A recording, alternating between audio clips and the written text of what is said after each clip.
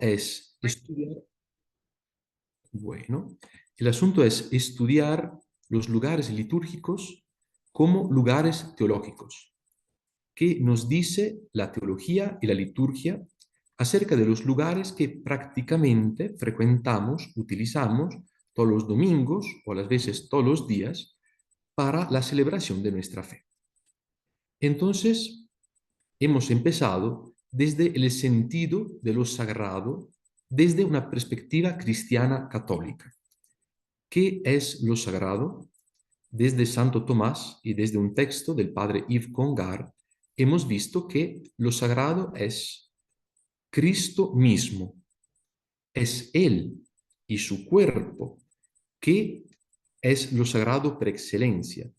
Y desde Él y desde su cuerpo, todas las demás cosas se vuelven sagradas por su contacto. O sea, es la participación de Dios en nuestra vida, o tal vez mejor, la participación de nuestra vida en la vida de Dios, que hace sagradas las cosas. Bueno, desde esta perspectiva hemos tratado de hacer un pequeño recorrido desde distintas épocas históricas para ver cómo se ha desarrollado el espacio sagrado cristiano, particularmente los que nosotros llamamos los templos, las iglesias. Claro, iglesia es un nombre que se refiere antes que todo a la asamblea litúrgica, a la comunidad de los creyentes, de los cristianos, de los bautizados. Desde allí empieza un traslado en el sentido del término. Entonces, desde la asamblea, desde la comunidad cristiana, empezamos a llamar iglesia también el edificio donde esta comunidad se reúne. Las iglesias han tenido distintas épocas de acuerdo con los lugares, el desarrollo histórico, cultural, etnográfico, filosófico, teológico de los distintos pueblos, de las artes, y desde las primeras iglesias que tenemos, que se llaman Domus Ecclesiae, casas iglesias, hemos llegado hasta el Concilio Vaticano II con sus indicaciones. Pues bien, en la segunda sesión hemos profundizado acerca del sentido teológico, histórico, cultural y artístico del altar. Hemos visto que el altar tiene el lugar de Cristo y por eso en el rito de la dedicación de un templo y de la dedicación de un altar, ese altar recibe una especie de sacramentos de la iniciación cristiana, o sea, recibe una especie de bautismo a través del agua santa, con que es bendecido. Luego recibe una crismación a través de los óleos sagrados, del sagrado crisma, y luego recibe la Eucaristía, porque allí se celebra de forma solemne la Eucaristía. Hemos visto cómo los altares han tenido distintos tamaños, distintos valores artísticos, distintos materiales, pero fundamentalmente el altar es signo de Cristo y tiene el papel de Cristo. Por eso, desde la teología actual del Vaticano II, podemos decir que el altar es tal vez el elemento litúrgico más importante en nuestros templos y en nuestras liturgias. Bueno, en la tercera sesión hemos profundizado dos elementos que son precisamente el ambón, el lugar de la proclamación de la palabra de Dios, y luego la sede. Bueno, el ambón es el monumentum resurrectionis, el monumento de la resurrección. Es como la piedra del sepulcro de Cristo. Desde esta piedra, los ángeles anunciaron a las mujeres en el día de Pascua la resurrección de nuestro Señor. Desde los ambones, que son monumento de la resurrección, los ministros de la iglesia, ordenados como sacerdotes, diáconos y obispos, o ministros instituidos, ministros laicos, como los lectores o los catequistas, bueno, desde allí los ministros de la iglesia van dando el anuncio pascual, el anuncio de la gracia. Por eso el ambón tiene un papel muy importante y desde el Vaticano II se ha tratado de fomentar la lectura de la Biblia en nuestras liturgias y en nuestras asambleas. La idea es que la palabra de Dios esté presente en nuestras liturgias de forma abundante. En segundo lugar, hemos visto la sede del sacerdote, desde la cátedra episcopal, o sea, una silla de particular importancia por su papel litúrgico, es donde se sienta el obispo para enseñar la fe, para transmitir el Evangelio, para anunciar la buena noticia de Jesús. Entonces, desde la cátedra nacen unos asientos que en la iglesia, antes que todo, sirven para los ministros sagrados, cuáles son los diáconos y los sacerdotes, y de forma muy clara los obispos como la cátedra. Bueno, el lugar de la sede es el lugar de la transmisión de la fe, de la enseñanza de la Sagrada Escritura, por ejemplo, de la homilía. El ministro sagrado tiene un papel importante que es de presidir la asamblea litúrgica. La sede tiene ese significado, este sentido. Nosotros hemos visto el desarrollo histórico de la sede en los siglos, cómo se ha movido en el espacio sagrado del templo en distintas épocas y finalmente cómo hoy en día a las veces la sede sea un poco más evidenciada, un poco más resaltada en frente del altar, por ejemplo, o en frente del sagrario. Entonces, bien, sería oportuno un poco un replanteamiento, una aplicación un poco más atenta de las indicaciones teológicas y litúrgicas del Concilio Vaticano II para tratar de identificar la sede como lugar de humildad, donde se sienta un hermano entre los hermanos, que tiene el papel de servir a la asamblea litúrgica, a la iglesia, a través de la transmisión de la fe. Bueno, este es un poco un resumen de los encuentros anteriores. Lo siento si alguien se aburrió un poco, pero creo fue útil, dado también un poco la ausencia de unos estudiantes en otras sesiones, así que puedan tener todo el recorrido listo. Mientras tanto, yo les sigo compartiendo en el chat la oración y a las 7:08 principiamos nuestra cuarta y última clase de liturgia. En el nombre del Padre, y del Hijo, y del Espíritu Santo. Amén. Creador inefable, que en los tesoros de tu sabiduría has establecido tres jerarquías de ángeles y la has colocado sobre el cielo empíreo con orden admirable, y has dispuesto admirablemente todas las partes del universo. Tú, pues, que eres considerado verdadera fuente de la luz y principio eminentísimo de la sabiduría, dígnate infundir un rayo de tu claridad en las tinieblas de mi inteligencia, alejando de mí las dos clases de tinieblas con las que he nacido, la del pecado y la de la ignorancia.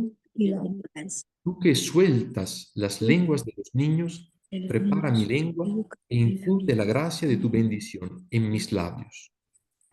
Concédeme la agudeza para entender, la capacidad para asimilar, el modo y la facilidad para aprender, la sutileza para interpretar y la gracia abundante para hablar.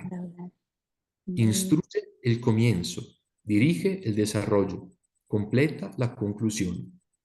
Tú que eres verdadero Dios y hombre, y que vives y reinas por los siglos de los siglos. Amén. María, Madre de los predicadores, ruega por nosotros. Santo Tomás de Aquino, ruega por nosotros. En el nombre del Padre, y del Hijo, y del Espíritu Santo. Amén. Pues bien, después de la oración, una Otra vez una cordial bienvenida a todos los estudiantes de ese curso de liturgia. Esta será la cuarta y última sesión y les agradezco su atención, su paciencia para llegar hasta el final de nuestro itinerario litúrgico y teológico. Bueno, estamos compartiendo, en este momento estoy compartiendo las diapositivas para empezar a tratar la clase de hoy.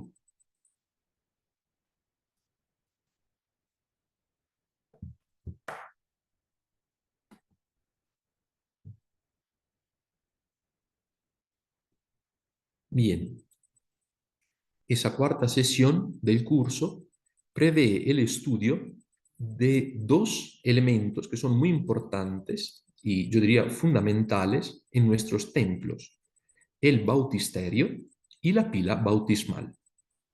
Miércoles 19 de marzo de 2025, Universidad Santo Tomás. ¿Qué haremos hoy? Vamos a tratar de dos elementos. El primero, acerca del sacramento del bautismo, es el bautisterio y la pila bautismal. Vamos a ver el desarrollo histórico, el sentido teológico y el valor litúrgico de estas dos partes fundamentales de la Iglesia, porque es allí donde, entre comillas, nacen los cristianos. Porque desde el agua y desde la luz, como vamos a ver, nacen los cristianos desde el sacramento del bautismo. En segundo lugar, vamos a tratar del sagrario como la reserva, la custodia eucarística del templo. Vamos a ver su nacimiento. Digamos que ha tenido un tiempo muy largo de desarrollo y después del Vaticano II también un poco un replanteamiento. Vamos a ver el desarrollo artístico, el sentido litúrgico y el valor teológico del sagrario.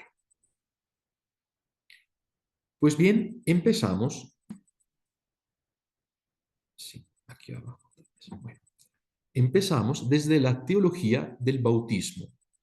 Todos conocemos que el bautismo es el primer sacramento. Por eso en griego se le dice es el proto-sacramento. ¿Por qué es el primer sacramento?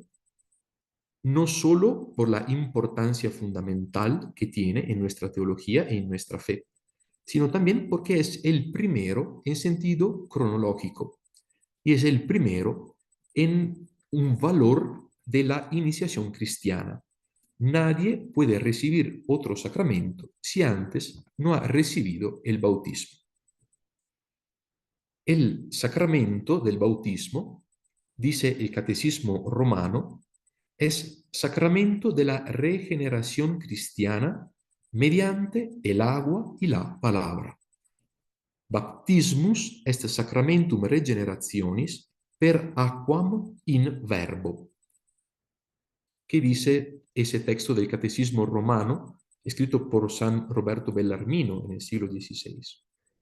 Que el bautismo es un sacramento de regeneración. Aquí acontece el segundo nacimiento. El primer nacimiento es hoy en día en el hospital, antes era en las casas, y es un elemento familiar. Nacemos como seres humanos. El bautismo es el sacramento de la iniciación, es el primer sacramento de la iniciación cristiana. Aquí se nace como hijos de Dios. Aquí se nace en la comunidad de Dios, que es la iglesia, que es su cuerpo místico.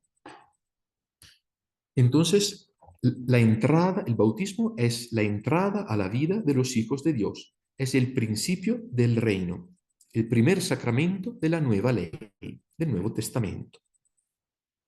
Desde el griego nos llega esa palabra que a nivel etimológico, baptizein, ese verbo griego, significa sumergir, hundir, y nace por la praxis litúrgica antigua. Muchos de ustedes me imagino que conozcan eso, del hecho que bautizando los adultos, el bautismo nace como sacramento para los adultos, se ponía la cabeza 3 veces abajo del agua. La persona ingresaba en un río, en una pequeña piscina, en un bautisterio, y por 3 veces el obispo le ponía la cabeza abajo del agua y por 3 veces se la sacaba. Era una referencia muy clara a los 3 días de Cristo en el sepulcro y a la resurrección, a la vida nueva. El catecismo romano tiene también esta expresión, per aquam in verbo, o sea, es un sacramento de la regeneración a través del agua en la palabra, que es la palabra de Dios, la Sagrada Escritura, la revelación. Bueno, a través del agua, o sea, es necesario un elemento de la creación, un elemento físico para ser bautizados. Y en la palabra de Dios. Es un nuevo nacimiento en la palabra de Dios. Por eso, además del símbolo del agua, existe el símbolo de la luz. Si ustedes han participado a un bautismo, creo que conocen bien el rito de la entrega del cirio al papá o al padrino. Bueno, es un signo pascual de la entrega de la palabra de Dios. Por eso, el asunto de la luz juega un papel muy importante en el sacramento del bautismo y por esta razón se le dice también a ese sacramento iluminación. Es un sacramento de iluminación.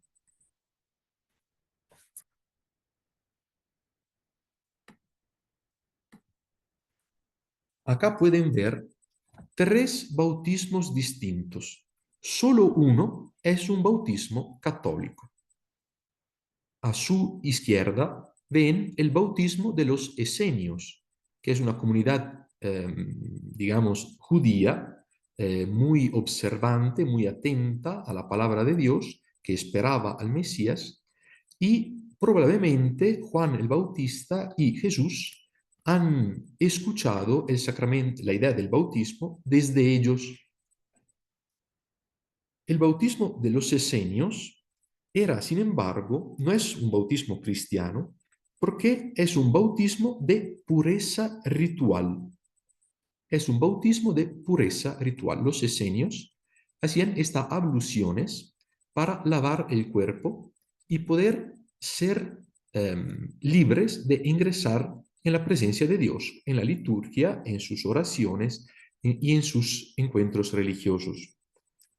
Entonces, el bautismo no es una pureza ritual.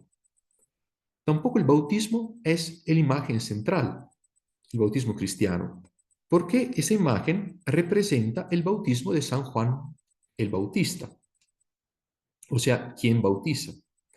San Juan el Bautista predicó un bautismo de penitencia para el cambio de la vida. El bautismo de Juan es un bautismo de penitencia. Las personas iban donde Juan para cambiar vida, para convertirse. Entonces, el bautismo cristiano, católico, es el de la derecha, de la última imagen que pueden ver a su derecha. Y es otro asunto, no es una pureza ritual, no es un bautismo de penitencia, sin embargo, es la inserción en la muerte pascual de Cristo y la participación en su nueva vida de resucitado. Por eso existe un elemento de pureza ritual y por eso existe el asunto de la penitencia en el bautismo. Sin embargo, el bautismo cristiano tiene una particularidad fundamental. La persona que se hace bautizar por el ministro de la iglesia está por este sacramento insertada en la muerte pascual de Cristo. Por eso el sacramento del bautismo cristiano no es la bienvenida social en la iglesia al templo del bebé. No es un qué lindo el niño, vamos a acogerlo, que la abuelita está tan feliz. No, se está diciendo que ese niño, en la fe de la iglesia, en la fe de su familia, ya renuncia a Satanás y al pecado y quiere ser hijo de Dios, insertado en la Pascua de Cristo, recibir su nueva vida de resucitado. Vamos a leer un texto litúrgico que es el prefacio de la misa para el bautismo en el misal romano, que dice la liturgia: del corazón abierto de tu Hijo, oh Señor, tú has hecho brotar para nosotros el don nupcial del bautismo, primera Pascua de los creyentes, puerta de nuestra salvación, inicio de la vida en Cristo, fuente de la humanidad nueva. Del agua y del Espíritu, en el seno de la Iglesia Virgen y Madre, engendras al pueblo sacerdotal y real, reunido de todas las gentes en la unidad y santidad de tu amor. Ven que el bautismo es un don de Dios, es un sacramento pascual, puerta de nuestra salvación, la renuncia al pecado, la opción para una vida nueva, insertada en Cristo, inicio de la vida en Cristo, fuente de la humanidad nueva, que es la Iglesia. Entonces, por eso, el nuevo cristiano, a través del rito del bautismo, ingresa en el cuerpo místico de Cristo, ingresa en la Iglesia. Los signos del nuevo nacimiento del cristiano son dos: el agua y la luz, ya lo hemos visto. Tertuliano, hablando del agua, dice que el agua primitiva, el agua de la creación, ha engendrado la vida. No nos sorprenda, por tanto, el poder vivificante de las aguas bautismales. Las aguas del bautismo dan nueva vida. Como antiguamente el agua fue fundamental en la creación y Dios quiso de esa forma utilizar el agua, también las aguas bautismales nos regalan una nueva vida. Carlos Juárez, no se escucha. Sí, gracias, Olga, porque yo creo de estar hablando, pero si existe un problema, por favor, lo pueden señalar y yo trato de repetir. Gracias, Olga, y gracias, don Carlos. Gracias, doña Miriam. El agua es principio de la vida, cosa esencial para nuestra vida. A nivel antropológico, sin agua no podríamos vivir. Es un elemento fundamental en todas las culturas. Es también principio de purificación. El agua cura, limpia, quita la suciedad. En la celebración del bautismo, el agua es símbolo de Cristo, agua viva en la que somos sumergidos. Si se acuerdan, todo el diálogo entre Jesús y la samaritana en el Evangelio, según San Juan, creo esté en el capítulo 3, no quería equivocarme, pero en el Evangelio de San Juan, todo ese capítulo de la samaritana está alrededor de la idea del agua, de Cristo como el agua viva. Juan 4, muchas gracias, doña Amparo. Qué pena, se me olvidó una referencia tan importante. Otro elemento, hemos dicho, además del agua, es la luz. La luz es el primer don del acto creativo de Dios. Si piensan en el relato del Génesis, Dios dice, sea la luz, y allí todo toma sentido. Justino, uno de los padres de la Iglesia, en su texto titulado Primera Apología del Cristianismo, dice, este lavacro, el lavacro del bautismo, se llama iluminación, porque los que comprenden estas cosas, o sea, la conversión, la inserción en la Pascua de Cristo, son iluminados en la mente.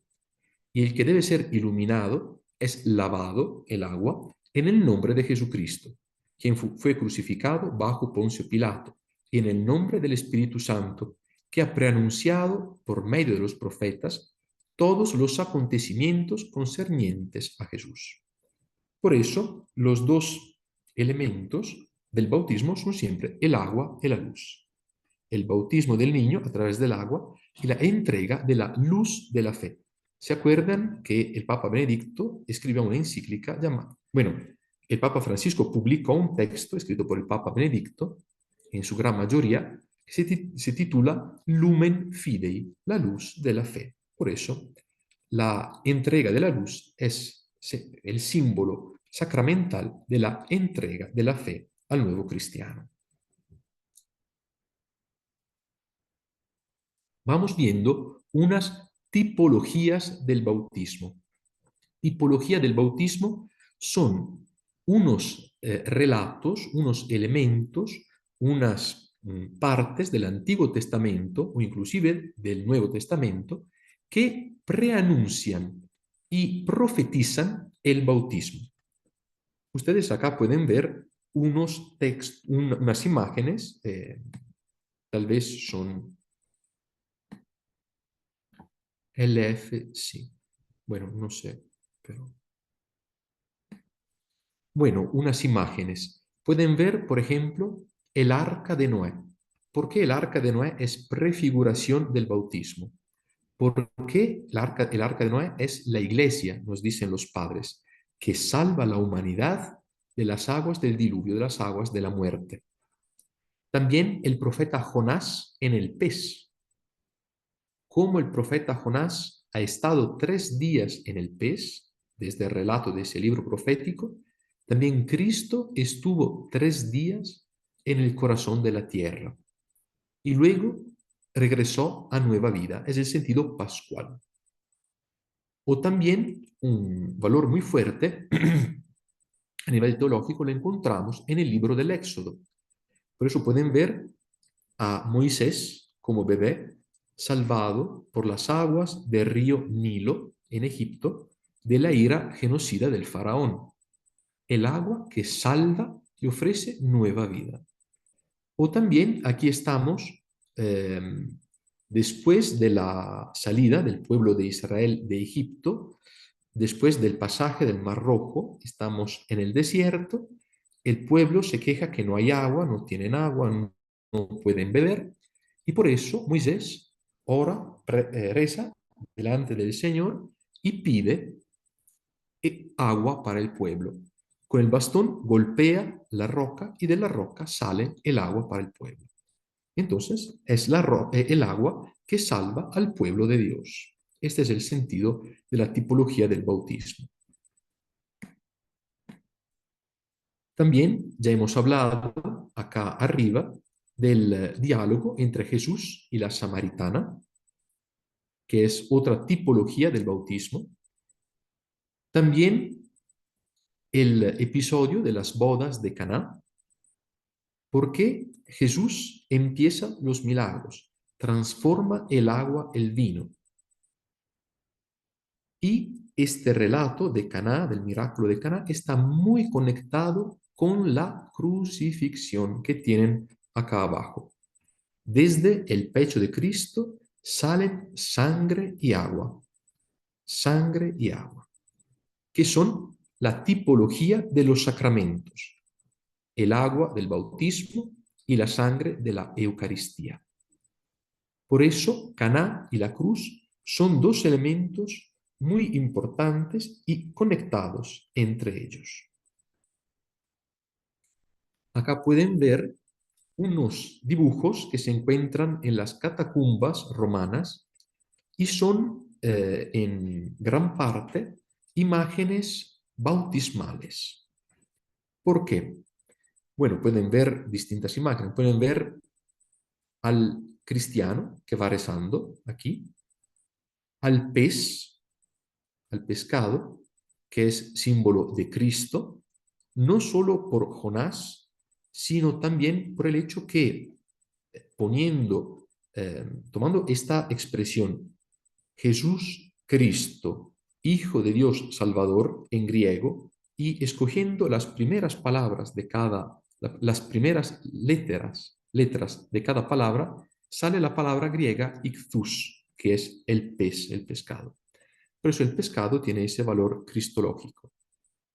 O también el pavo real, como símbolo de la resurrección, el ancla, que es un disfraz prácticamente de la cruz, el chi-ro, el crismón, que es una abreviación de Cristo. Todos estos son imágenes, símbolos pascuales que hacen parte en el desarrollo, especialmente en los primeros siglos, en el desarrollo del sacramento del bautismo, de la profundización que la Iglesia ha dado de este sacramento. Bueno, empezamos con el desarrollo histórico del sacramento del bautismo. Son ya las 7:30, me he tardado un poco, pero ya vieron muchos elementos importantes de la teología cristiana acerca del bautismo. Acá dos imágenes, ambas tomadas desde el Nuevo Testamento. Acá el bautismo del eunuco, de la reina de Etiopía, hecho por el diácono Felipe. Estamos en Hechos de los Apóstoles y tiene ese relato un valor importante porque es el testimonio de la celebración en tiempo apostólico, en los primeros tiempos de la Iglesia, del bautismo. Para celebrar ese sacramento no es necesario nada más que un poco de agua. Entonces, lo fundamental en el sacramento del bautismo es el hecho de versar el agua en la cabeza. Y acá lo pueden ver. A su derecha ven un icono ortodoxo moderno que relata del bautismo del apóstol Pablo. Pablo se convierte de persecutor de la iglesia en un gran apóstol, un gran anunciador de la palabra de Dios. Entonces, ¿qué pasa? Pablo cae, digamos, siempre desde el relato de Hechos de los Apóstoles. Pablo está de camino hacia Antioquía para perseguir a los cristianos. Sin embargo, tiene una revelación, una cristofanía. Cristo se le aparece en la luz y le dice: Pablo, yo soy Jesús Cristo, Jesús de Nazaret, el Cristo, a quien tú estás persiguiendo.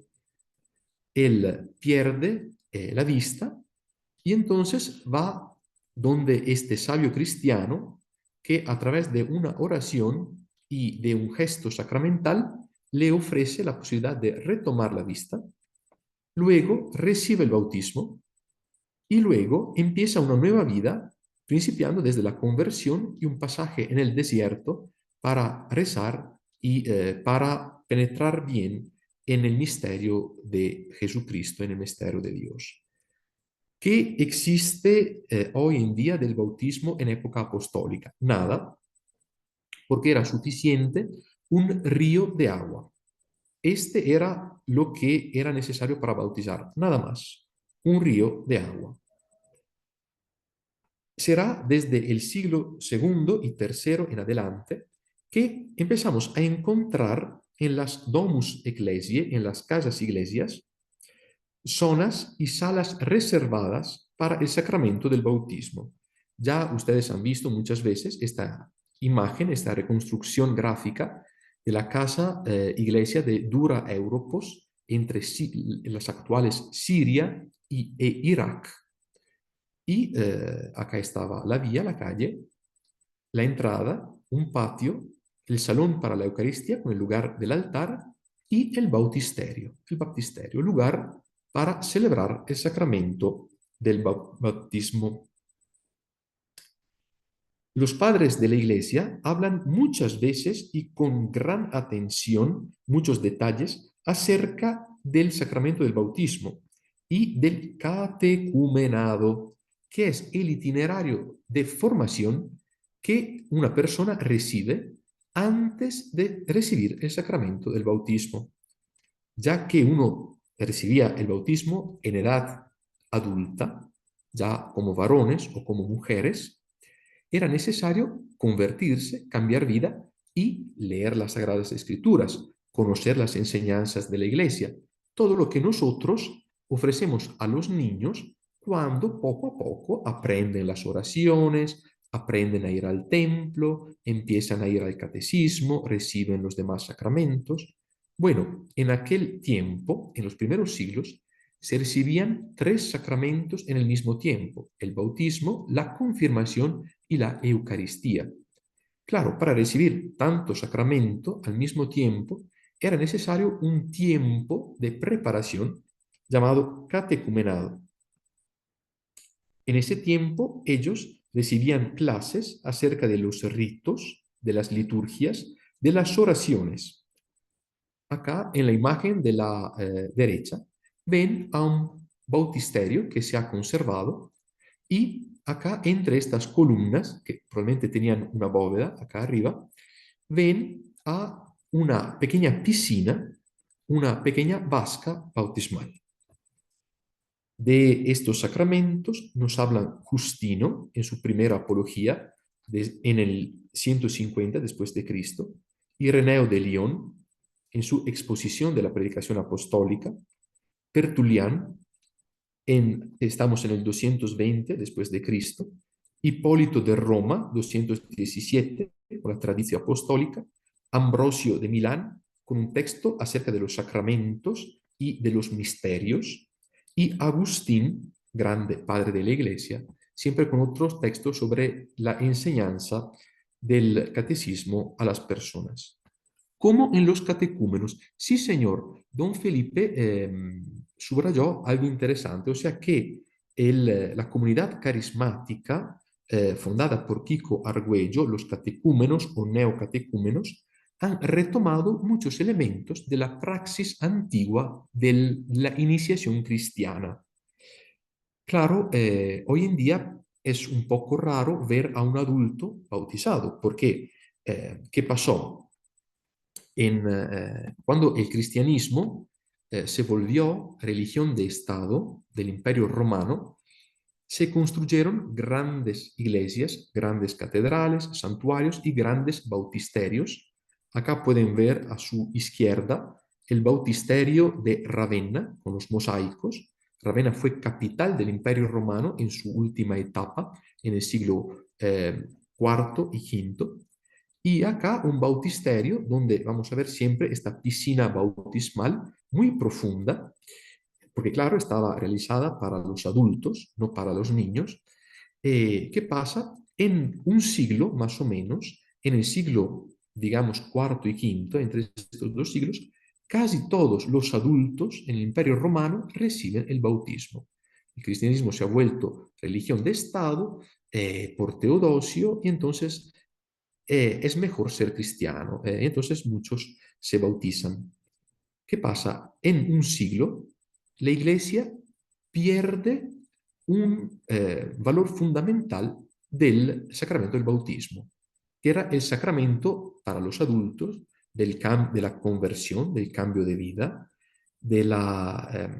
se empezaba a ingresar al templo desde el bautismo. Antes las personas no podían ingresar al templo, a la iglesia. Bueno, en un siglo o poco más, todos o casi todos los habitantes alrededor del mar Mediterráneo reciben el bautismo. Desde esa época, ya la iglesia podrá bautizar casi solo prácticamente a los niños. El rito se celebraba ordinariamente para los adultos, aunque en caso de conversión era habitual que toda la familia se hiciera bautizar con el pater familias, con la cabeza de la familia. El uso de bautizar a los niños lo encontramos implícito en los Hechos de los Apóstoles, cuando se dice se hizo bautizar él con toda su familia, entonces también sus hijos, la esposa y demás familiares, y se vuelve explícito esa costumbre de bautizar a los niños ya en la tradición apostólica, siglo III, en Ireneo de León y en San Agustín. El bautismo se celebraba en esa época de los padres de la Iglesia una vez al año en la vigilia pascual, solo en el bautisterio de la Iglesia Catedral por mano del obispo. Se trata de un sacramento propiamente episcopal. Los bautisterios del periodo romano son generalmente de planta circular o también de forma octagonal, con 8 paredes. ¿Por qué 8? Porque 7 es el número de los días de la semana. 8 es el octavo día, el día de la resurrección. Ustedes saben que el día de la Pascua en los evangelios no se llama el domingo de Pascua, sino el primer día de la nueva semana. Entonces, el día octavo, 8 lados del bautisterio. El día de la Pascua, el día de la eternidad, el octavo día. Recuerda a la resurrección y a la perfección de la creación. Si la primera creación de Dios en el Génesis se realizó en 7 días, la nueva creación, que nos llega a través del bautismo, se realiza en 8 días. La imagen del bautisterio, acá pueden ver otras imágenes, siempre en Ravenna. Este es el interior, este es el exterior. El bautisterio era un edificio afuera del templo, porque quien no estaba bautizado no podía ingresar al templo. Porque si se dice que con el bautismo ingresamos en el cuerpo de Cristo, que es la iglesia, ¿por qué una persona puede ingresar al templo sin recibir el bautismo? No es posible.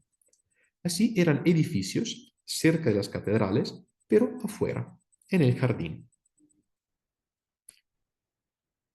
El edificio del bautisterio se desarrolla antiguamente en profundidad. Acá pueden ver una fotografía moderna de un bautizo realizado de un adulto, con la persona totalmente inmergida en el agua.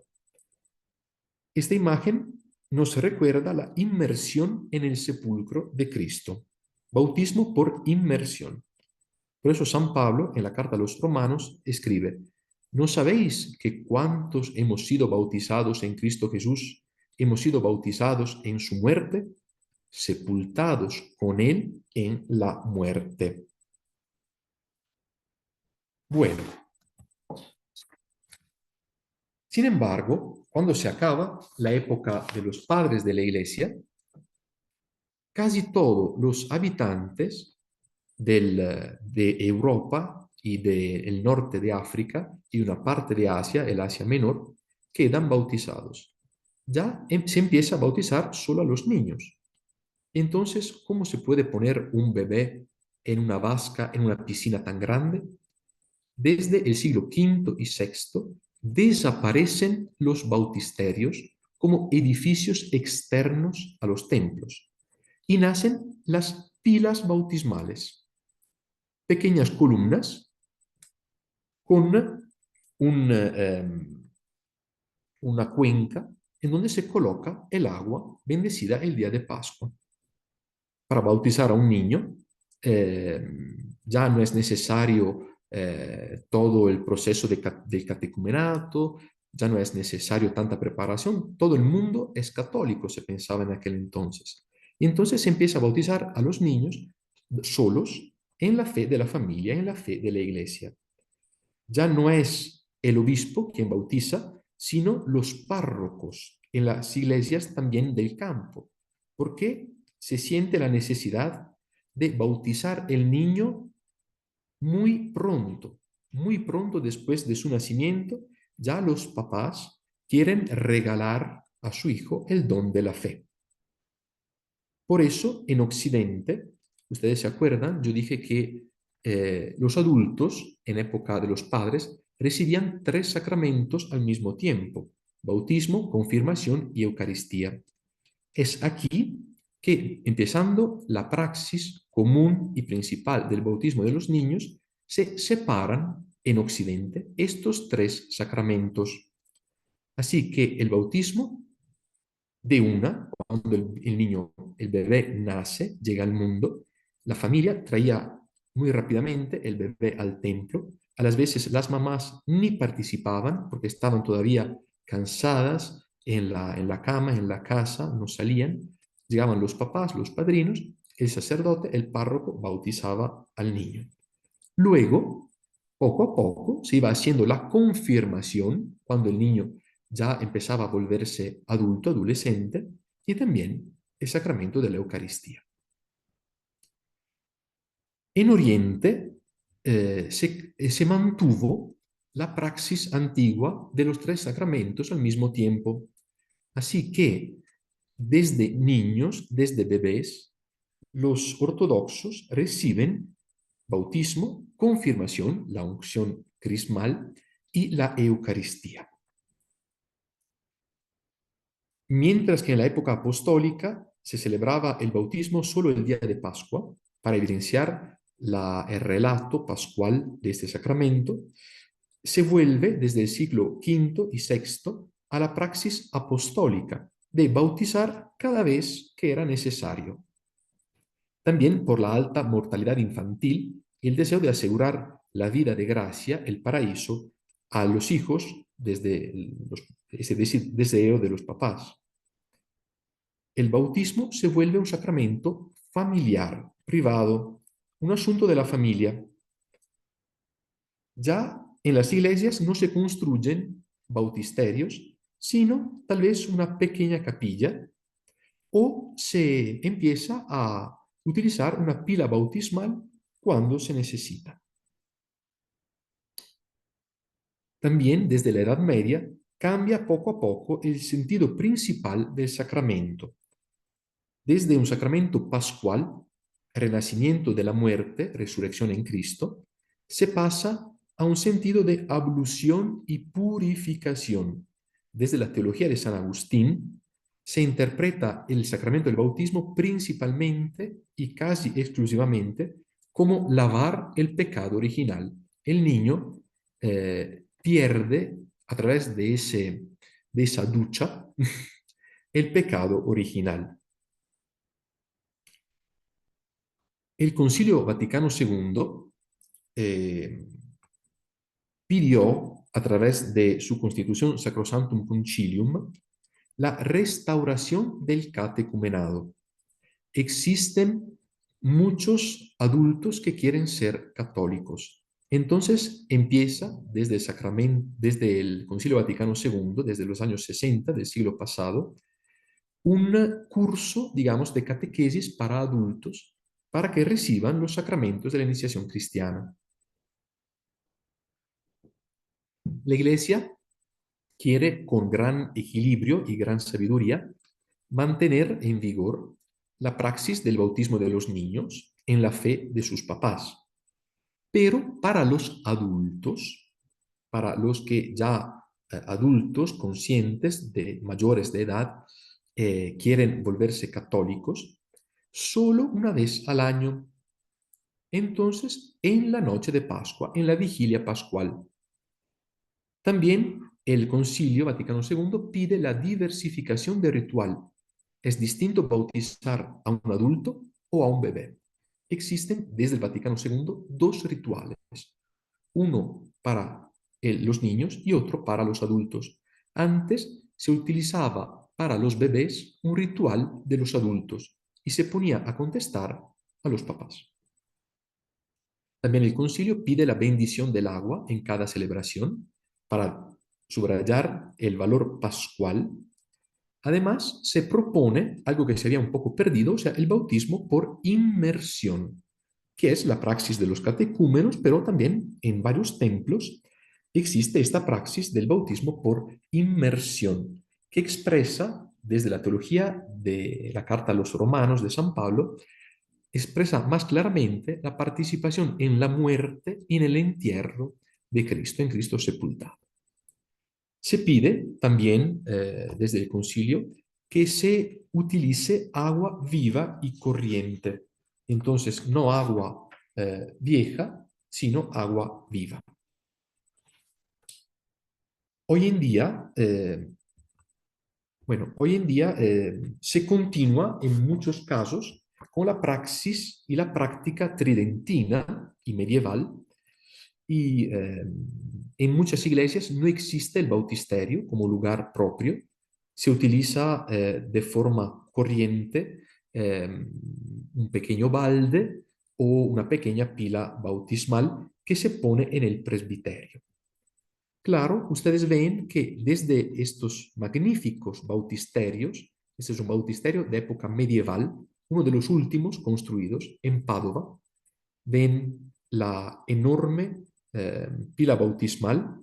Ya se bautizaban a los niños, ya no había necesidad de la piscina, pero esa enorme y central pila bautismal las historias de Jesucristo, la crucifixión, los eh, relatos de la Biblia, y arriba, en la cúpula, Jesucristo resucitado, la Virgen María entre los santos, que miran y reciben en la iglesia al niño bautizado como nuevo miembro del cuerpo de Cristo. Ven que este es un lugar teológico. El bautisterio es un lugar teológico. Todo el asunto iconográfico de las pinturas, de los frescos, ayuda a entender el sentido teológico de este sacramento. Hoy en día muchas veces, sin embargo, no seguimos tanto la idea del Concilio Vaticano II, sino la praxis medieval y tridentina. Se pone una columna en el presbiterio, se pone un pequeño balde y se bautiza el niño allí. Ven cómo todavía nos hace falta un poco para aceptar y recibir en nuestras celebraciones litúrgicas de forma corriente las ideas del Vaticano II. Bueno, vamos a ver una pregunta. Disculpe, padre, los datos a quién deben enviarse para el certificado. Ya el padre Hernán enviará en el chat un enlace donde ustedes encuentran un formulario para llenar con sus datos para recibir el certificado. Padre, una pregunta, doña Andrea que dice, ¿cuándo empezaron a colocar los padrinos de bautismo? Esta es una praxis muy antigua porque el padrino y la madrina eran los cristianos que ayudaban a la persona a volverse cristiana. O sea, le dictaban el curso de iniciación cristiana, de catecumenato, los ayudaban, eran cercanos y los acompañaban y también eran garantes de su conversión. Eran cristianos comprometidos que se hacían garantes del nuevo cristiano. Eso ya desde la época apostólica, ya desde los padres se nos habla de los padrinos. Hoy en día los padrinos para el bautismo de los niños, de los bebés, tienen otro valor. Son también los garantes de la fe, pero en el sentido que cuando el bebé se vuelve niño y adolescente, junto con los papás y con la comunidad cristiana, tienen la tarea de transmitirle la fe. Muy bien, veo que el padre Hernán ya puso el formulario para su certificado. Bueno, entonces, si no hay más preguntas, seguimos con el sagrario. En las iglesias de modelo tridentino y tantas iglesias también hoy en día modernas, pero con ese estilo y con esa teología, el sagrario es tal vez el elemento más importante del templo. Nosotros cuando ingresamos al templo, ¿qué hacemos? Nos echamos la bendición, nos hacemos la señal de la cruz y buscamos de una el sagrario para arrodillarnos. Es la custodia de la Eucaristía, del cuerpo de Cristo, y por eso la presencia viva, orante de Jesucristo en el templo. Desde la teología tridentina, el sagrario es un elemento muy, muy importante. Quizás, tal vez más importante también del altar. El Concilio Vaticano II, desarrollando una teología un poco más equilibrada, ha subrayado cómo el elemento más importante en el templo sea el altar. Pero claro, el culto al Santísimo Sacramento es fundamental y lo ha llamado con esta expresión, culto eucarístico fuera de la misa. Si el culto fundamental eucarístico es la celebración de la Eucaristía, de la Santa Misa, existe luego un culto eucarístico fuera de la misa, que es esencialmente la adoración eucarística y la hora santa.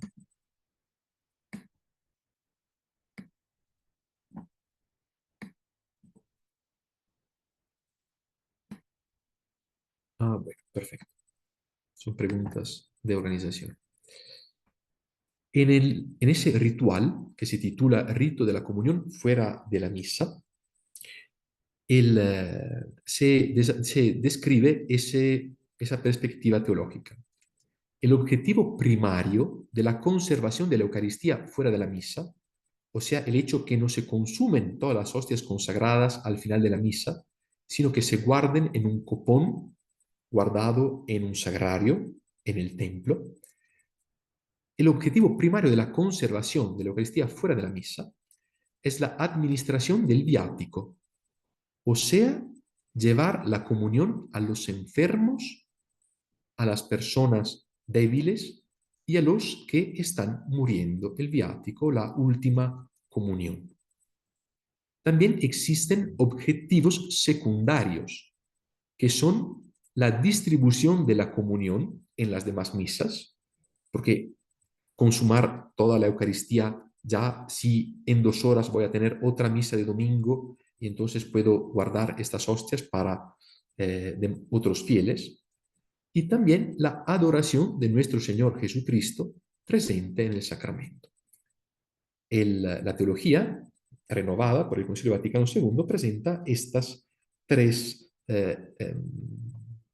valores: la administración del viático, la Eucaristía, guardar la Eucaristía para los enfermos, la distribución de la comunión en otras misas y la adoración de nuestro Señor Jesucristo presente en el sacramento.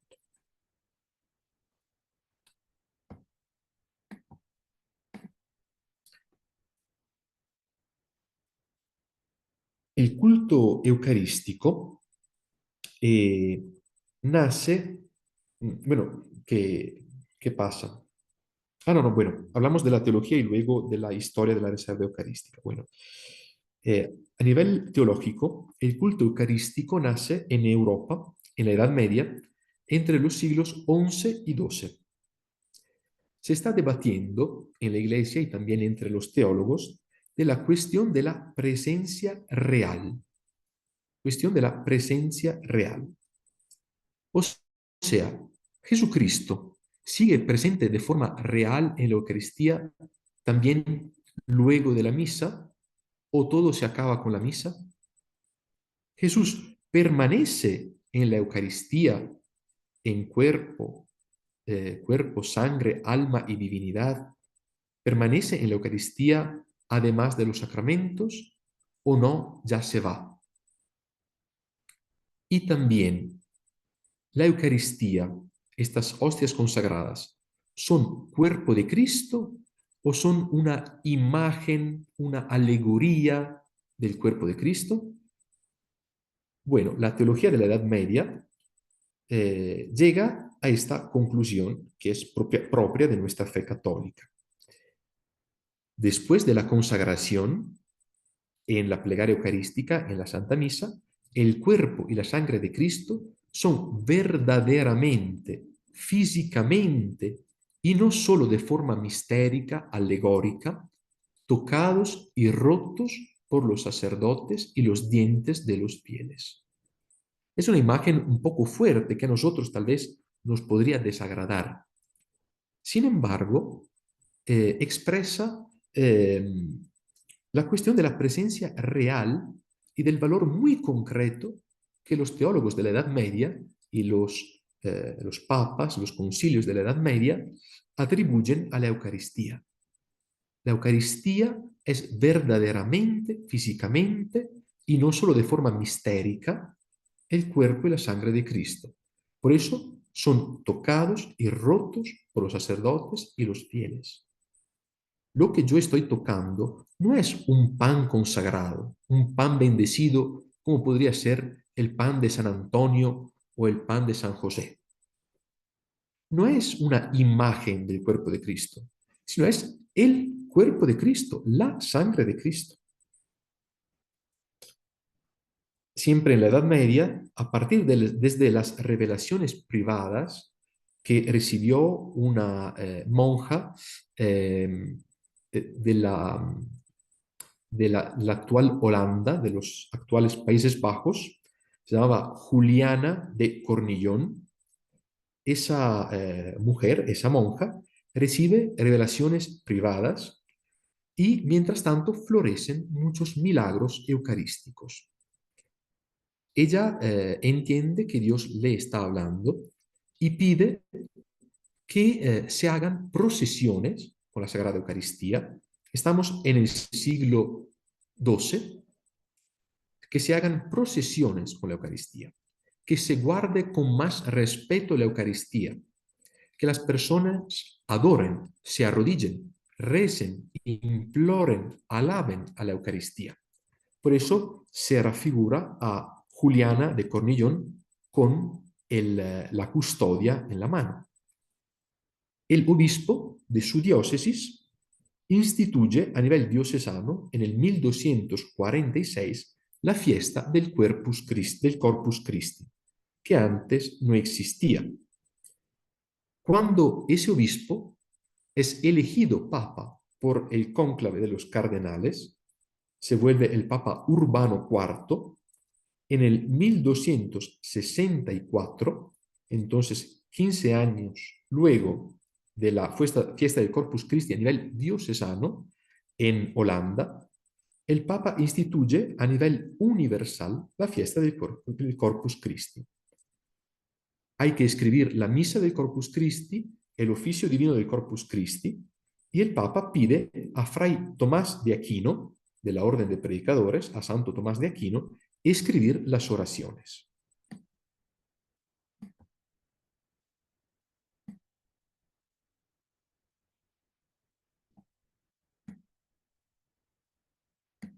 Bueno, no encuentro nuevos mensajes, pero bueno.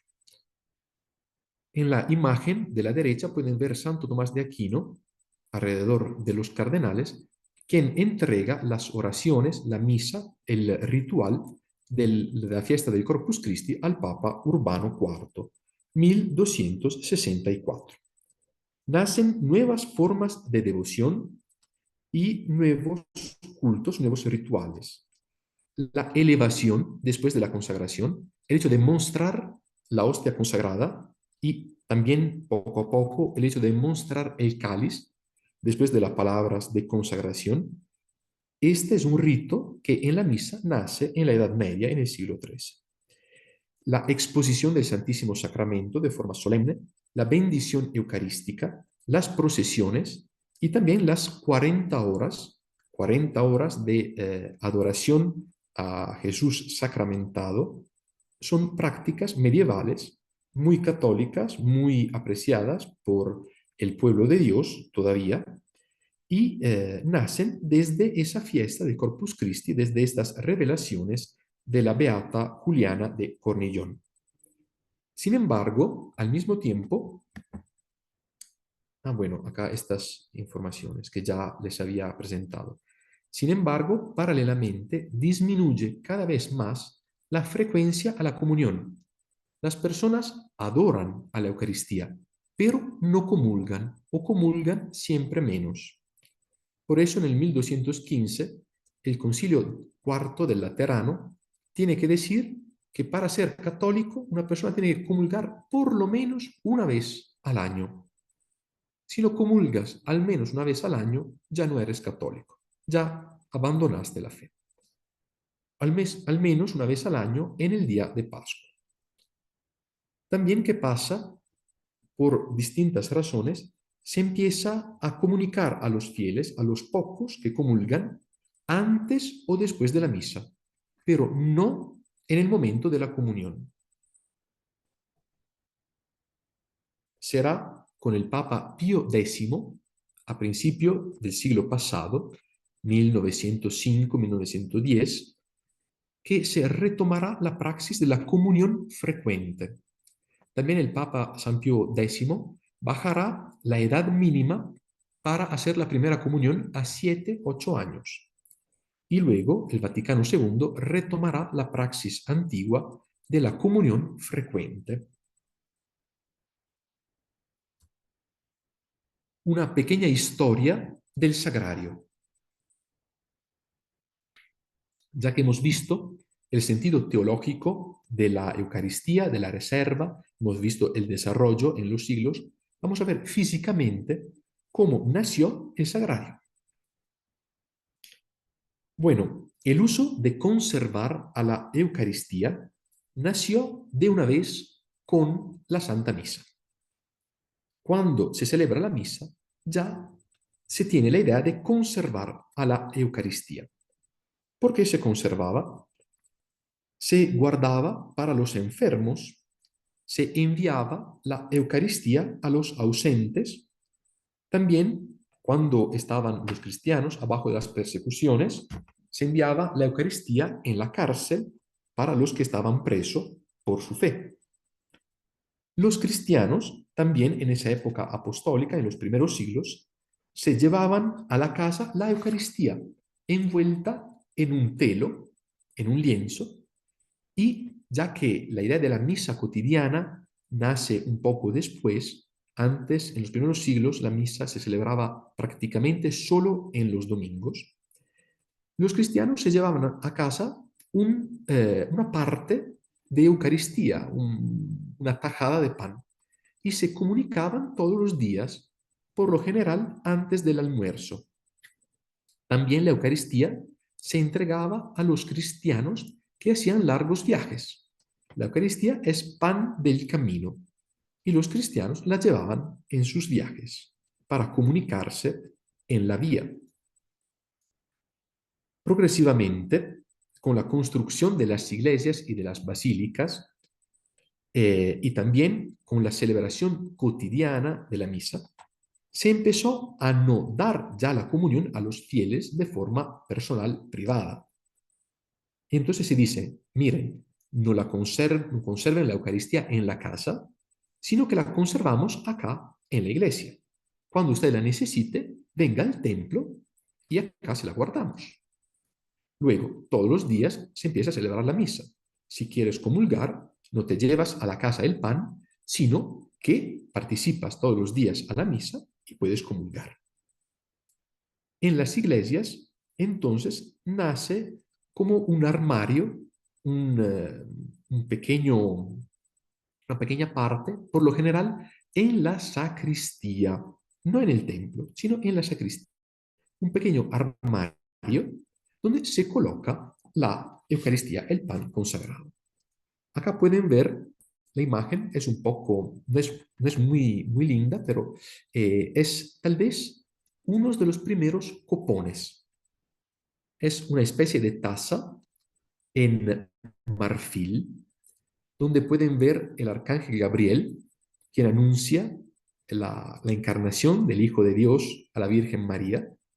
Acá pueden verlo, la Virgen María sentada y el arcángel que llega.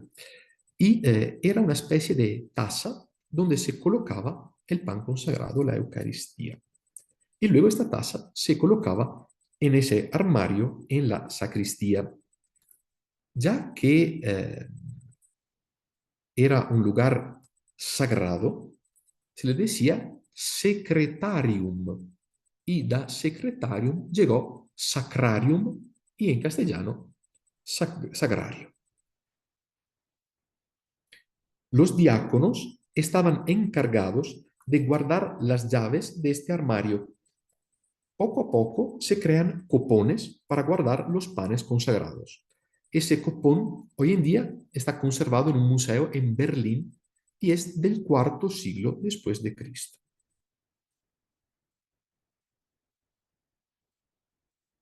Este es un armario en una sacristía donde se guardaba la Eucaristía. Poco a poco, en la Edad Media, se empieza a necesitar un armario más y más grande porque el número de los cristianos aumenta, se empieza a guardar mucha Eucaristía y la cantidad aumenta, así que es necesario un sagrario más y más grande. Otras posibilidades son estas cajas que se parecen a relicarios, estas parecen ataúdes, tienen la forma de un ataúd porque se colocaba el cuerpo de Cristo. Era un lugar para guardar un cuerpo. Entonces, como los santos y los mártires en la Edad Media se colocaban en ataúdes de ese estilo, también los sagrarios, unos sagrarios en la Edad Media, tenían esa forma. También se crean palomas eucarísticas. una pequeña olla de orfebrería que se podía colgar en la cúpula arriba del altar. Una paloma por la paloma del Espíritu Santo, una paloma eucarística. Poco a poco, en la Edad Media, los sagrarios se mueven desde la sacristía hacia el templo, hacia la nave del templo o más bien hacia el lugar del altar, hacia el lugar del presbiterio. También se empieza a cubrir cada vez más frecuentemente ese sagrario con seda, con el estilo de una tienda. En latín, tienda se le dice tabernaculum. Así que, por ejemplo, en muchos idiomas, entre los cuales el italiano, el sagrario se dice tabernáculo. ¿Por qué? Tabernaculum, tienda. Es la tienda de la alianza. Como en el Antiguo Testamento, Dios caminó con el pueblo en el desierto y la presencia, lo que luego será el templo, pero la presencia de Dios estaba en la tienda de la alianza, donde Moisés ingresaba. La presencia de Dios hoy en día es el tabernaculum, el sagrario. Allí Dios se queda. Allí el pueblo de Dios puede encontrar a su Dios. ¿Desde cuándo la hostia es como la conocemos hoy? Querida Olga, antes se celebraba la Eucaristía en los primeros siglos con un pan común. Cualquier pan podía ser utilizado para la Eucaristía. Poco a poco, para la cuestión de las migajas, en el hecho de partir a ese pan, se prefirió tajar de una el pan, para que cada uno, cada cristiano, el sacerdote un poco más grande, el laico un poco más pequeño, tuviera su partícula, su partecita de Eucaristía. Si en la misa antigua, de la época de los padres de la iglesia, el pan se partía en el canto del Cordero de Dios, ya poco a poco, con la Edad Media, se empieza a tajar, a cortar el pan ya antes. Así que si hoy en día van a la misa, pueden ver que cuando se canta o se reza la oración del Cordero de Dios, se va partiendo solo la hostia del sacerdote. Las demás hostias son ya de tamaño personal. Entonces es una idea medieval. Luego, en Occidente, en el rito romano y latino, se ha preferido el pan solo hecho por harina y agua, nada más. Los ortodoxos, sin embargo, siguen con la praxis más antigua del pan común. Hoy en día ya ellos lo van partiendo y hacen como cubitos, cuadritos de pan para consagrar. Estamos en la Edad Media, siglo XIII, Concilio Lateranense IV, el que antes encontramos para pedir la comunión por lo menos una vez al año, en el día de Pascua. Este mismo concilio, 1215, siglo XIII, este Concilio Lateranense IV pide que el armario de la Eucaristía esté cerrado bajo llave. Y poco a poco, con los siglos, se empieza a poner esta reserva eucarística, el sagrario, donde el altar mayor del templo, en el presbiterio, donde el altar mayor. Nace el tabernáculo, el sagrario mural. El tabernáculo como un edificio, hecho una construcción.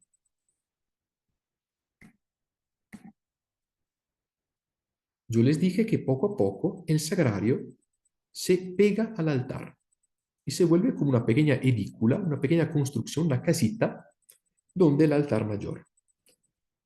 Junto con ese sagrario, en unos templos se crean monumentos a la Eucaristía.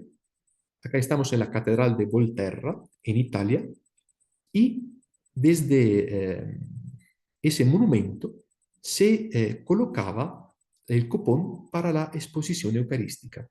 Antes que la adoración eucarística nace antes con el cupón y luego con la custodia. Entonces aquí se ponía el copón, en ese monumento, por el deseo de los fieles de ver a la hostia consagrada.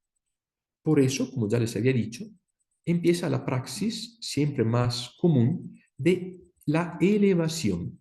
Luego de la consagración, la hostia se ofrece a la mirada adorante y alabante de los fieles. Acá a la derecha pueden ver el Duomo de Milán, la catedral de la ciudad de Milano, y es el Papa mismo quien regala al arzobispo de Milán el sagrario. Pueden ver que es un monumento enorme, 2 pisos, alto 3,30 metros. Es un pequeño templo sobre columnas. Cada columna, bueno, 3,30 metros el sagrario. Cada columna es alta 10 metros. Entonces el sagrario se vuelve el centro del templo. Se vuelve un lugar magnífico, un monumento a la Eucaristía. Y poco a poco le quita el espacio y el primado del altar. En la época tridentina, luego del Concilio de Trento, la reserva eucarística se concibe principalmente en función de la adoración eucarística. El altar pierde su centralidad y se presenta como una repisa muy grande que sirve de pedestal al tabernáculo o en el arte colonial, como se puede ver acá en América Latina, una repisa que sirve de pedestal al retablo dorado. En el Código de Derecho Canónico anterior al actual, escrito a principio del siglo XX, a principios del 1900, se establece de forma fundamental que el altar mayor es el lugar propio y único del tabernáculo, del sagrario. Que la custodia sea necesaria. El hecho de custodiar, de guardar la Eucaristía, es necesario en todas las iglesias con cuidado de almas. O sea, es necesario tener el sagrario en todas las iglesias, catedrales, parroquiales, en las abadías, en las iglesias de los frailes, de las monjas.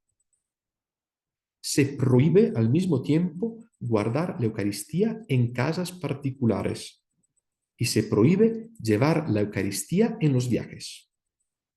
La Eucaristía no tiene que salir del templo prácticamente. Se prescribe también una lámpara roja, una vela roja que arde para indicar la presencia del Santísimo Sacramento en el tabernáculo, en el sagrario. Nació también en la época tridentina una misa particular que se le dice misa coram sanctissimum, o sea, el hecho de celebrar la misa con la custodia y la Eucaristía expuesta. Es un asunto que con el Vaticano II ya no está permitido y para que la Eucaristía, la celebración de la misa y el altar retomara su papel fundamental. El centro de la Eucaristía nos dice, el centro de la misa, perdón, el centro del templo, el centro de la iglesia, nos indica el Concilio Vaticano II, no es el sagrario, no es la Eucaristía guardada, sino la celebración eucarística alrededor del altar. Es el altar el centro del templo y de la iglesia, en la consideración teológica del Concilio Vaticano II. Actualmente yo creo que la indicación para el sagrario más útil sea la de Benedicto XVI en ese documento que se llama Sacramentum Caritatis, donde escribe, en las iglesias donde no hay capilla del Santísimo Sacramento y el sagrario está en el altar mayor, conviene seguir usando dicha estructura para la conservación y adoración de la Eucaristía, evitando poner delante la sede del celebrante. O sea, si la iglesia es histórica, tiene un sagrario antiguo, artístico, bonito, que el consejo del Papa es este. Continuamos a usar el sagrario. También si está donde el altar mayor y tal vez le quita un poco de importancia. En las iglesias nuevas, sin embargo, conviene prever que la capilla del Santísimo esté cerca del presbiterio, o sea, construir una capilla para el sagrario, un lugar específico donde guardar el sagrario dedicado a la adoración y al culto eucarístico, a la oración personal. Si no fuera posible construir una capilla del Santísimo cerca del presbiterio, es preferible poner el sagrario en el presbiterio, suficientemente alto, en el centro del ábside, o bien en otro punto donde resulte bien visible. Últimas indicaciones. Desde el misal romano, desde las indicaciones teológicas del misal romano, ¿qué normas existen hoy en día acerca del sagrario? El sagrario, el tabernáculo, debe ser único en cada iglesia. No pueden existir dos, tres, cuatro sagrarios. Un sagrario único, inamovible. No puede moverse, tiene que estar fijo en el muro, sólido e inviolable. No transparente, por eso no de vidrio, no de plexiglas, y cerrado bajo llave, de modo que se evite lo más posible el peligro de la profanación, o sea, el furto eucarístico y la profanación, las misas negras y estas cosas.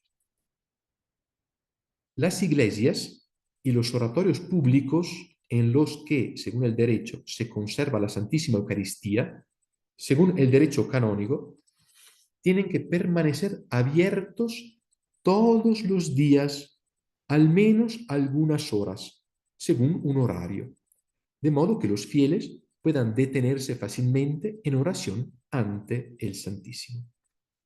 O sea que también el Concilio Vaticano II subraya el valor del sagrario, pero lo vincula, uno, al viático, o sea, a la comunión para los enfermos y los moribundos. Dos, a custodiar las hostias para demás celebraciones eucarísticas. Y también para la oración de adoración, la que llamamos hora santa, delante del Santísimo Sacramento.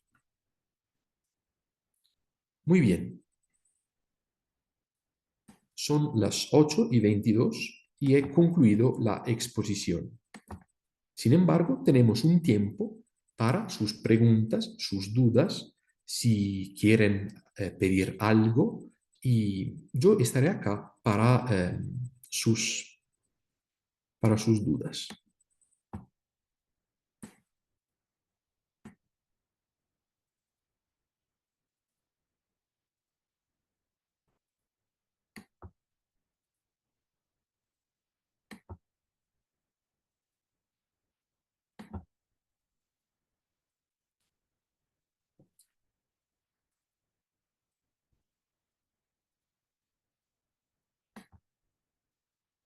Bueno, doña Amparo, muchas gracias por su comentario, pero gracias también a usted por la paciencia y el tiempo que dedicaron a ese curso de formación litúrgica.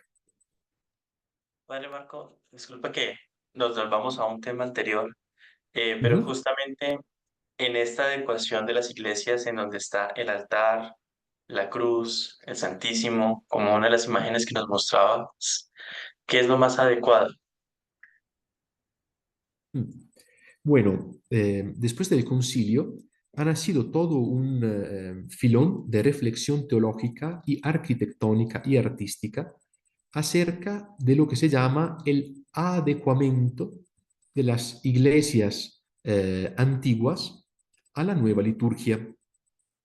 O sea, muchas iglesias históricas antiguas fueron pensadas por otro rito de la misa, por otros sacramentos. O sea que el concilio, haciendo una reforma litúrgica, pidió unos cambios y a las veces cambios muy fuertes. El hecho de celebrar mirando hacia el pueblo de Dios, el hecho de guardar el Santísimo Sacramento no tanto en el centro del presbiterio, sino en una capilla para la oración personal, la valorización del ambón como lugar teológico de la proclamación del Evangelio y de la palabra de Dios. Bueno, pues, ¿qué hacer en las iglesias antiguas? mi consideración es esta. Es necesario aportar unos cambios. O sea, es viable y yo diría aconsejable, por ejemplo, colocar otro altar delante del altar antiguo para celebrar hacia el pueblo. Es viable y es necesario crear un ambón para la proclamación de la palabra de Dios. Sin embargo, es oportuno y es prudente no destruir los altares antiguos. Yo vi en algunos casos, lastimosamente, que unas comunidades, unas iglesias, unos sacerdotes un poco apresurados, destruyeron los altares antiguos, destruyeron obras de arte, destruyeron estatuas que para los fieles eran fundamentales para su fe. Bueno, la perspectiva, desde mi opinión, es tratar de adecuar los espacios litúrgicos antiguos a las nuevas necesidades, pero no destruyendo lo antiguo, sino añadiendo cosas nuevas.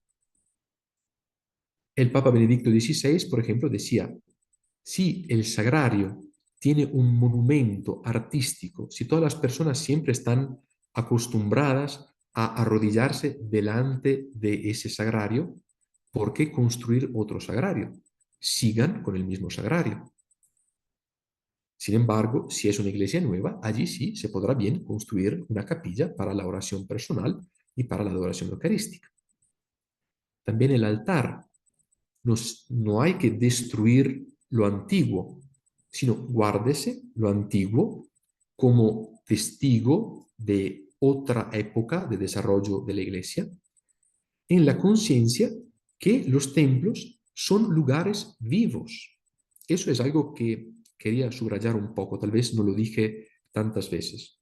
Los templos son, las iglesias, son lugares vivos, porque son la representación en físico de la comunidad cristiana, de la iglesia como pueblo de Dios, de la iglesia como cuerpo místico de Cristo.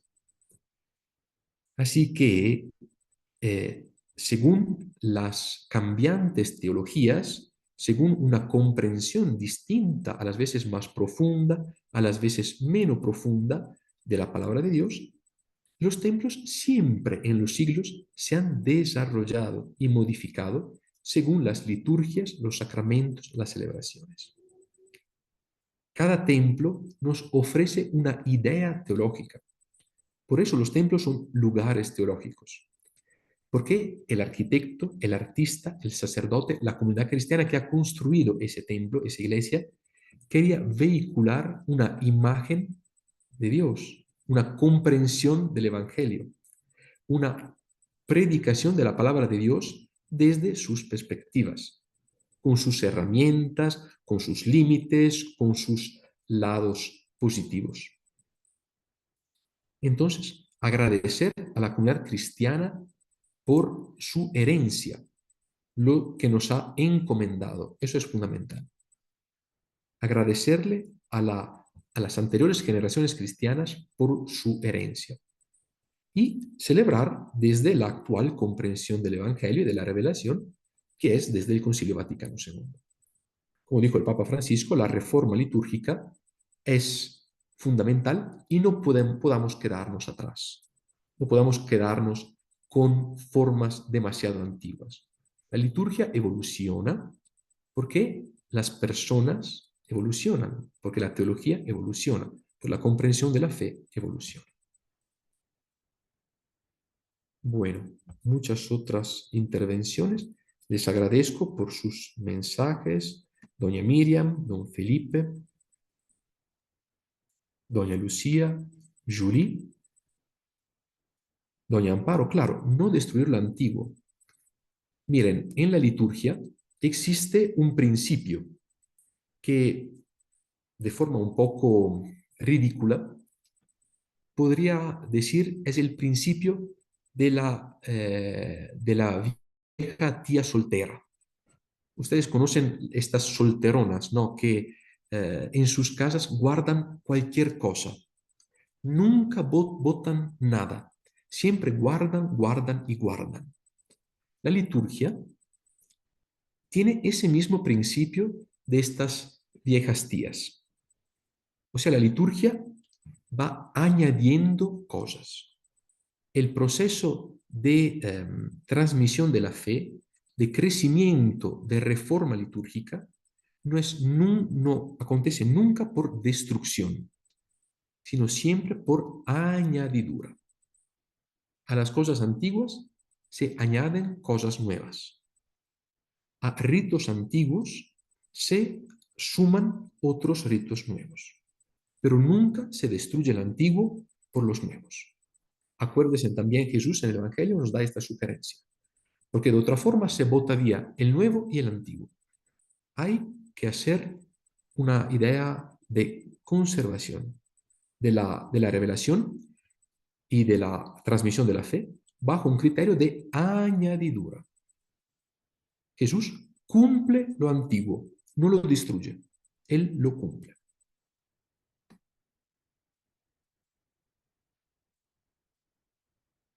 Doña Amparo, los lugares de Melchor Cano, sí, lo cité en la primera clase, la primera sesión.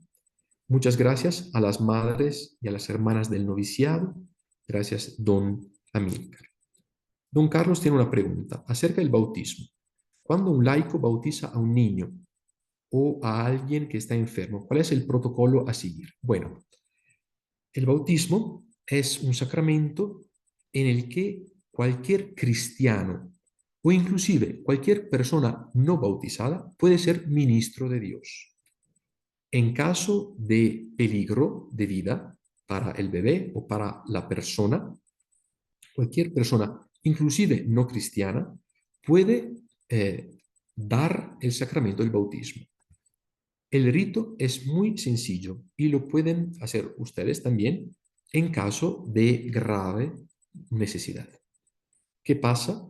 Hay que versar 3 veces el agua en la cabeza del bebé o de la persona que quiere recibir el bautismo, diciendo estas palabras. El nombre, Juan, Carlos, Emanuel, María, Sandra.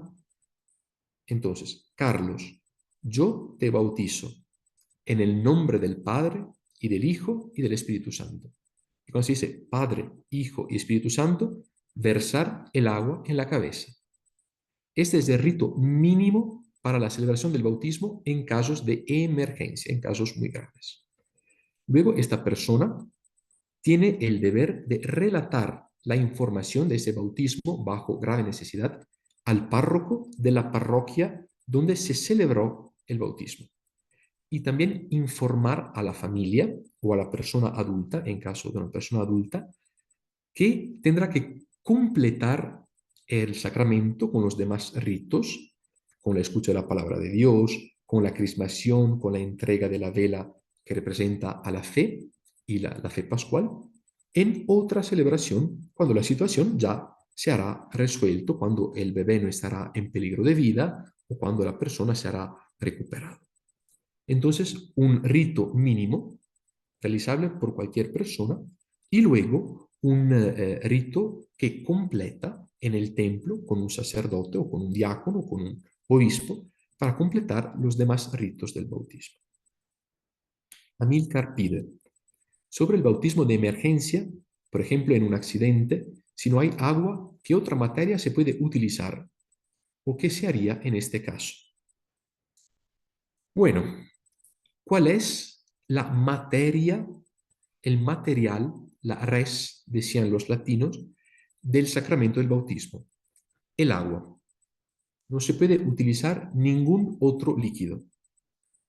Como don Amílcar, también en la Edad Media, por ejemplo, en los países del norte de Europa, por ejemplo, el día de Pascua, en la vigilia pascual, había mucho frío, el agua estaba congelada por el frío. Y entonces habían empezado a bautizar con la cerveza. Imagínense ustedes, sacaban del barril a la cerveza y bautizaban al bebé con la cerveza. Luego un obispo, un poco más prudente, preguntó al Papa diciéndole, Santo Padre, ¿es posible utilizar otro líquido que no sea el agua? Como por ejemplo nosotros vamos utilizando la cerveza y el Papa lo miró y dijo, no, porque Cristo quiso utilizar, y esta es la enseñanza apostólica, el magisterio apostólico desde el principio, Cristo quiso utilizar agua y, si es posible, agua de río, agua corriente. Así que no se puede utilizar ningún otro líquido, ningún otro material que no sea agua. Para bautizar es necesaria agua. Don Felipe pide cada cuánto van a continuar estos seminarios. Eso es un asunto de la Facultad de Teología. Yo hoy voy concluyendo el recorrido teológico, histórico y litúrgico sobre los lugares teológicos, así que esta será la última sesión que yo voy a dictar. Tal vez la universidad, a través de la Facultad de Teología, pueda ofrecer otros cursos. Gracias, don Carlos. Y gracias, doña Olga. Feliz día de San José, ejemplo de hombre y padre. A todos los señores de esta clase, a todos los varones, una feliz solemnidad de San José. Gracias por compartir ese saber. Gracias a ustedes por la paciencia que han tenido. Eh, Quisiera comentarle que este fue mi primer acercamiento a la docencia universitaria. Es mi primer curso en la universidad y le agradezco por su paciencia, su atención y en verdad también para mí fue una experiencia muy bonita. Estoy agradecido con el padre Hernán que me ofreció la posibilidad, con ustedes que han querido escuchar estas clases y con Dios que me ha querido otorgar un don muy grande en ese asunto. Doña Amparo pide, ¿ustedes son de qué lugar la universidad? La universidad es Universidad Santo Tomás, fundada en Bogotá por los padres dominicos. La Facultad de Teología eh, tiene su edificio en Bogotá, en el barrio de Chapinero. Sin embargo, la universidad tiene otras sedes, otros lugares en Medellín, en Bucaramanga, en Tunja, en Villavicencio, en Cali. Creo que los nombré todos. Y, pero este es un curso virtual ofrecido por la Facultad de Teología de Bogotá de la Universidad Santo Tomás de los Padres Dominicos. Si el Padre Hernán tiene unos comentarios, quiere darnos unas palabras para concluir esa sesión, o ya podemos despedirnos y saludarnos. Padre Marco, muchísimas gracias por estas enseñanzas durante estas 4 sesiones. De mi parte, pues decirles que estaremos enviando próximamente el certificado a sus correos electrónicos junto con el enlace de las grabaciones. No es más. Padre Marco, ¿te parece la oración y bendición? Entonces, claro, agradecemos a Dios por el don de haberse revelado a nosotros. Él se hizo presente a la humanidad comunicándole su amor, su misericordia, su caridad. Desde Adán, pasando por los patriarcas, pasando por los profetas, hasta llegar a la nueva alianza en su Hijo Jesucristo. Dios quiso comunicarse con nosotros. Él quiere ofrecernos una buena noticia. Él quiere darnos la noticia de su deseo de amor, de comunión con nosotros. La liturgia tiene este sentido. Los sacramentos tienen este valor. Ser un elemento en la comunicación divino-humana de Jesucristo, de Dios con su iglesia. Nosotros tenemos un canal, una forma de comunicación con Dios particular a través de los sacramentos y de la liturgia, porque allí Dios se hace presente.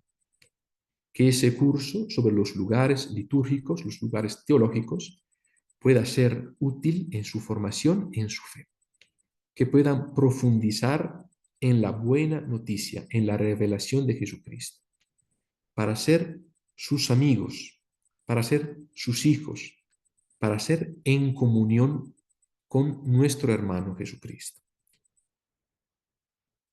El consejo es seguir profundizando en la teología, en la liturgia, celebrar nuestra fe. Yo sé que Dios no va a dejar de ayudar a todos los que lo quieren y lo buscan con corazón sincero.